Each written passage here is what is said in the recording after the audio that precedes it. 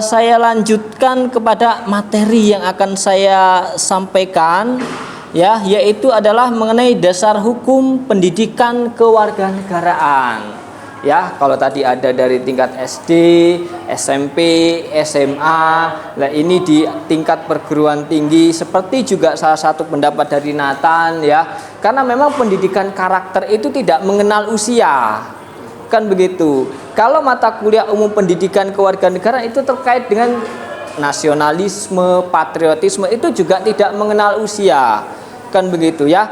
Selanjutnya adalah mengenai dasar hukum pendidikan kewarganegaraan. Yang pertama, pendidikan kewarganegaraan itu dimaksudkan untuk membentuk peserta didik menjadi manusia yang memiliki rasa kebangsaan dan cinta tanah air. Itu ada di Undang-Undang Nomor 20 Tahun 2003. Itu ada di penjelasan pasal 37. Nah, nanti ya coba dicek lagi di rumah, dipelajari lagi apa sih isi secara detail pasal 37. Selanjutnya adalah Undang-Undang Nomor 12 Tahun 2012 tentang pendidikan tinggi, pasal 35 ayat 3, yaitu adalah mengenai mata kuliah wajib. Ya, mata kuliah wajibnya itu adalah pendidikan Pancasila, pendidikan agama, pendidikan kewarganegaraan, dan pendidikan bahasa Indonesia. Jadi ini adalah sebagai 4 mata kuliah wajib. Kalau Anda tidak lulus satu mata kuliah ini, maka Anda tidak bisa mengikuti ujian komprehensif. Mau dicoba? Tidak. Mau dicoba? Tidak. Oke, jangan ya. Selanjutnya adalah surat keputusan Dirjen Dikti nomor 84 /E/KPT tahun 2020 tentang pedoman pelaksanaan mata kuliah wajib kurikulum di perguruan tinggi. Jadi inilah dasar hukum untuk mata kuliah pendidikan kewarganegaraan. Yang selanjutnya adalah ya tentang belajar pendidikan kewarganegaraan itu sendiri. Ya, belajar pendidikan kewarganegaraan yaitu adalah belajar tentang keindonesiaan. Benar tidak? Benar ya? Ya, bagaimana sih rasa cinta kita terhadap bangsa kita? Bagaimana sih kita punya latar belakang budaya, agama yang berbeda-beda, tapi kita tetap bertoleransi, menjunjung tinggi semboyan Bhinneka Tunggal Ika. Itu tetap kita lakukan, ya. Itulah keindonesiaan kita. Ya. Selanjutnya adalah pendidikan kewarganegaraan itu menjadi pengembangan kemampuan utuh sarjana. Ya, selain memang belajar keindonesiaan, ya pendidikan kewarganegaraan itu yang memang diperlukan di tingkat perguruan tinggi. Kan begitu. Kenapa? Ya untuk membentuk menjadi warga negara yang smart and good citizenship, yang cerdas, yang baik, kan begitu. Tidak hanya yang pintar saja. Cerdas dengan pintar kan berbeda. Tapi kalau tidak cerdas, tidak pintar, apalagi attitude-nya tidak baik, ya berarti ya dia bukan menjadi warga negara yang tadi smart and good citizenship. Oke. Selanjutnya adalah mengenai ya ini adalah beberapa contoh kasus ya. Ya, contoh kasus ini yang berkaitan dengan pelanggaran ya dari nilai-nilai apa yang tidak harus dicontoh sebagai warga negara yang baik.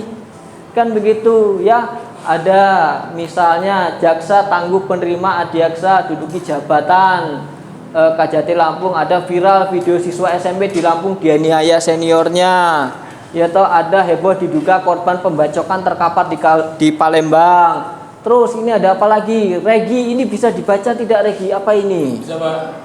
Apa 2 lagi? hektar hutan konservasi di Tanjabar terbakar, 1 pelaku diamankan polisi. Tuh luar biasa, hutan dibakar ya. Yang terkena dampaknya kan tidak hanya 1-2 orang, kan begitu banyak orang. Bahkan lingkungan jadi tercemar, kan begitu ya, lingkungan jadi rusak. Lalu belum nanti hewan Kan begitu, itu juga terdampak. Nah, ini harusnya tidak dilakukan oleh Anda sebagai mahasiswa yang mengikuti mata kuliah pendidikan kewarganegaraan. Selanjutnya, misalnya yang mana lagi ya? Nah, ini. Oke, Hafifah mana? Oke, Hafifah, coba yang kasus ini apa, Hafifah? Belajar juga alami malpraktek. Oke. Palembang tadi disediakan. Oke, ada malpraktek itu terutama di apa ya, dokter kan begitu ya. Wah, wajahnya sampai seperti ini. Kan begitu ya, bahaya ya. Jadi ini tidak harus dilakukan oleh mahasiswa, walaupun misalnya calon dokter ini juga ada mata kuliah pendidikan kewarganegaraan. Jadi apapun jurusan Anda, apapun program studi Anda, bahwa ini sebagai mata kuliah wajib. Ya, mau di kedokteran ya ada. Kan begitu. Mau di farmasi ya ada mata kuliah ini. Mau di apa misalnya di manajemen ya ada mata kuliah ini ya. Jadi di seluruh program studi atau jurusan yang ada. Oke, ini contoh kasus ya, dan contoh kasus ini jangan sampai Anda tiru ya, Anda terapkan. Selanjutnya adalah ya, dari berbagai macam masalah bangsa kan begitu ya, yang sangat kompleksitas sekali ya, dari berbagai macam sudut pandang, maka diharapkan bangsa Indonesia ini menjadi bangsa yang berkarakter. Karakternya seperti apa? Ya tangguh, ya kompetitif, berakhlak mulia, yang semua itu adalah berdasarkan Pancasila, yang di sini adalah dijiwai sila pertama. Kan begitu ya. Kenapa? Karena bangsa kita ini adalah bangsa yang agamis. Kan begitu. Siapa yang tidak beragama di sini ada atau tidak? Bagaimana? Tidak. Benar? Benar. Tadi ketika subuh pada sholat yang Islam? Oke. Yang Kristen Katolik kalau hari Minggu ke gereja, benar? Ada yang Kristen Katolik? Oke, Nathan. Bagaimana ibadahnya Nathan? Masih lancar? Oke, hari Minggu masih ke gereja? Oke, Dea bagaimana? Lancar? Aman? Oke. Agus Ananda ya. Oke, Agus Ananda ini katanya sebagai anggota Rohis ya. Kan begitu. Wah, luar biasa sekali. Ya nggak usah malu-malu. Kenapa? Karena ya bangsa ini sebagai bangsa yang agamis. Kan begitu ya. Kalau mungkin Nathan, Dea itu apa kalau di ini Tan?